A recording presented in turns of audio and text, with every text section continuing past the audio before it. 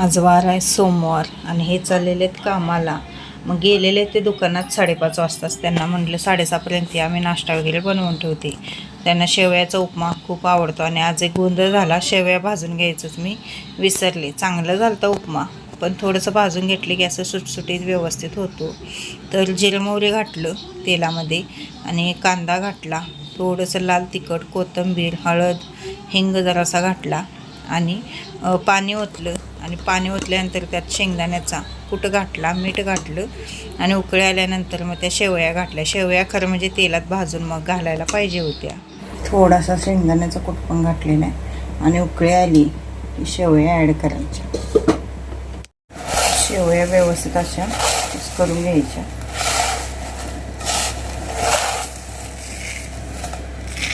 ह्या वर्षी केलेल्या शेवया आहेत त्या.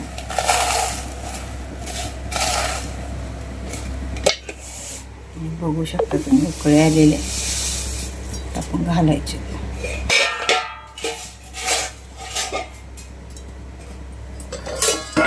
दूध गरम करायला लागते बघा. काल जवळजवळ 1 लिटर दूध खराब झालं. जरा कमी 1 लिटर होतं. परवा दिवशी रात्री आणलेलं. शुभ सकाळ सर्वांना. सकाळचे वाजलेले आहेत 6:15. अंघोळ वगैरे झालेले आहे माझी. ते गेलेले दुकानात आणि आज लवकर जाणार आहेत ते कामावर. त्यामुळे म्हटलं शेवया बनवूया. चला, शेवयाचं उपीट त्यांना खूप आवडतं, स्त्रीला पण आवडतं, त्यामुळे शेवयाचं उपीट बनवत आहे. तिकडे चहा ठेवलेला आहे.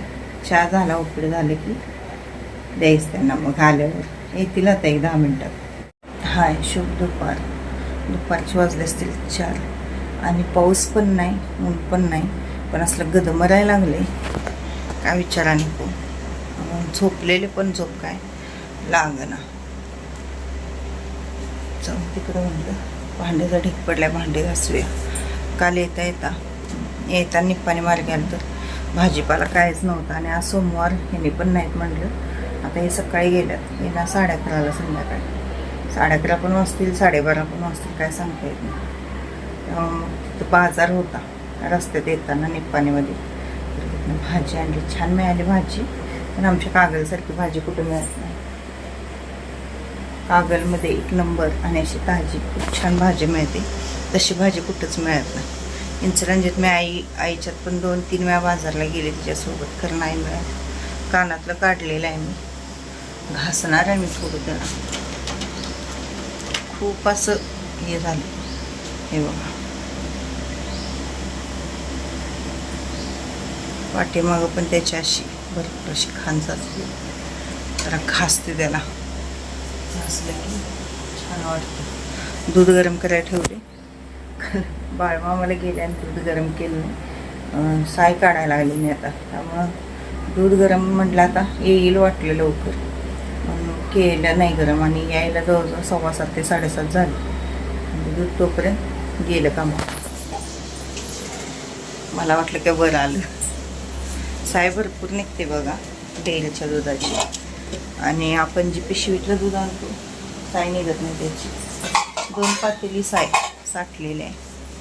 आता दही लावणार आहे त्याचं आणि उद्याला मग आपल्याला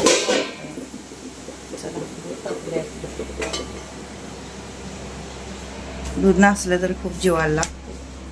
साय बघा केवढी निघल्या. मी परवा दिवशी काय झालं, हे म्हटलं खीर कर शेवयाची. मग खीर केली म्हणून त्याने 1 लिटर दूध आणलं. परवा दिवशी फक्त काल सकाळचा चहा तेवढाच झालेला, सगळं दूध खराब झालं 1 लिटरमधलं. खूप मला कसं तर वाटलं, खरं मी टाकलं नाही. ते त्याचं दही लावलं आणि आता त्याचं ताक बनवायचं किंवा कढी बनवायची. साय बघा किती घट्ट याची. हे 1 पातेलं आहे आणि आणखीन 1 पातेलं, 2 पातेली अशी साय आपली साठलेली. हे पहा 1 पातेलं. आता दोन्ही पातेले पहा 4-5 दिवसाची साय असेल. म्हणजे आपण डेअरीतून दूध आणलो की त्याला खूप म्हणजे अशी साय घट्ट येते. पिशवीतलं जे दूध असतं त्याची साय चांगली येत नाही त्याची. पण डेअरीतलं दूध साय चांगली येते. म्हणून डेअरीतलं दूध मी केसावर कितली घेतल्या बघा. ती डेअरीतलं दूध आणण्यासाठीच घेतल्या. माझ्याकडे आहेत 2 कितल्या, पण त्या तेलालाच काढलेल्या. 2 म्हणजे त्या साईजच्या 1-1 लिटरच्या 2 आहेत, 2 लिटरची 1 आहे. पण त्या दुधाला ह्याला तेलालाच केलेले आहेत मी, त्यामुळं ते त्यात दूध आणाय बरं वाटत नाही. म्हणून मी नवीन घेतली ती केसावर. केस थोडी होती आणि वर 100 रुपये देऊन घेतली. कानात नसल्यावर कसं वाटतंय बघा कान. वांगे आणलेले आहेत मी निप्पाणीच्या बाजारातनं, 45 रुपये किलो. छान आहेत पण वांगी. गवारी 20 रुपये पावशेर, आणि भेंडी 20ला अर्धा, टोमॅटो 30ला किलो, आणि कोथिंबीरची एक पेंडे आणलेले आहे ती 15 रुपये. आणि असं हे धूप घालायला एक पात्र आणलेलं आहे बघा मी, 120 रुपयाला. हे पहा असं आहे 120 रुपयाला. छान आहे. आपलं धूप वगैरे घालायला पण येतं आणि कापूर लावायला सुद्धा येतं. नट असायला खाली.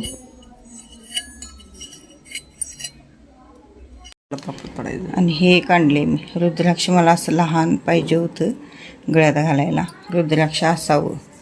3 आणलेलं आहे मी, फक्त 10 रुपये.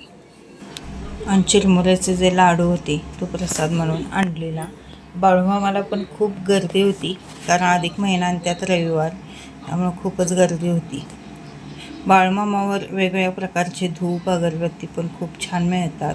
आणि जे खोबरेल तेल असतं बघा डोक्याला लावायचं, ते सुद्धा खूप शुद्ध असं मिळतं. मी एक बाटली आणलेली आहे 100 रुपयाला. दाखवेन मी. आमच्या दादा वगैरे गेले तर ती सुद्धा सगळे आणतातच. आणि सगळ्यात कंटाळवाणं काम म्हणजे भांडी घासणे आणि धुणं धुणे. वेळ लागत नाही त्या कामाला, पण बघूनच कंटाळा येते. आणि ज्या त्यावेळी घासली तर बरं, नाहीतर का नाही एवढी पडतात काय विचारायला नको. आणि आमच्यात तर कसं करतात, एकदा एखाद्या तांब्याने पाणी पिलं तर परत तो तांब्या वापरत नाहीत, परत आणि नवीनच तांब्या काढतात. आणि आता ऊन नाही आहे एवढं, ढगाळचं वातावरण आहे, पण गरम असलं व्हायला लागले काय विचारायला नको. आतल्यात असं घुसमटल्यावाने व्हायला आले. आणि आपण ॲक्रेलिकचे गाऊन म्हणतो, ॲक्रेलिकचे गाऊन वापरायला चांगले वाटतात, पण उन्हाळ्यात खूप गरम होतात. मी तर उन्हाळ्यात अजिबात हे गाऊन वापरणार नाही, कारण याच्यात एवढं गरम होतं, खूप गरम होतं.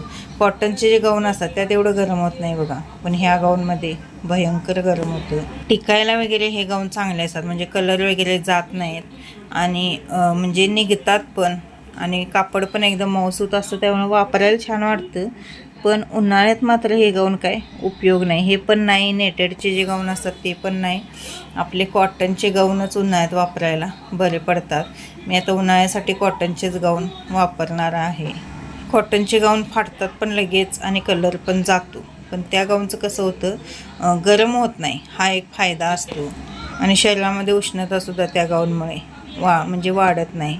बघू शकता तुम्ही, भांडी घासायला किती वेळ लावायला, अजिबात वेळ लागत नाही, पण घासूसपर्यंत ती भांडी बघूनच कंटाळा येतो. यात निम्मी जाळी जी आहे ती जी तांबे आहेत त्या तांब्यानेच भरलेले आहे. आता मला लोणीसुद्धा काढायचं आहे, कारण की 2 पातेलं एवढी शाई साठलेली आहे, लहान लहान पातेलं. तर आता काय करणार आहे, तर दही लावून ठेवणार आहे, आणि उद्या सकाळी ज्यावेळी सकाळी थंड वातावरण असतं त्यावेळी मग हलवायचं, म्हणजे बरं पडतं. मी काय मिक्सरला वगैरे काढत नाही, रवीनेच ढवळून घेते. ज्यांच्याकडे फूड प्रोसेसर आहे बघा, त्यामध्ये सुद्धा खूप छान लोणी निघतं, म्हणजे हलवत बसायला लागत नाही, फिरवलं की लगेच निघून जातो. पण फूड प्रोसेसर घेतला तर तो ठेवायला सुद्धा जागा पाहिजे, आणि घरात जास्त माणसं असेल तर त्याचा वापर होतो. कोणती पण गोष्ट घेतली तर वापर होतो, पण कसं होतं, ठेवायला सुद्धा आपल्या घरामध्ये जागा पाहिजे. तर चला मैत्रिणींनो, असा होता आजचा छोटासा ब्लॉग. कसा वाटला, काय वाटला ते कमेंटद्वारे मला नक्की कळवा. व्हिडिओ आवडल्यास प्लीज चॅनलला सबस्क्राईब करा, व्हिडिओला लाईक, शेअर आणि कमेंट करायला विसरू नका. लाईक आणि कमेंट मात्र करत जावा. भेटूया उद्याच्या व्हिडिओमध्ये. श्री स्वामी समर्थ.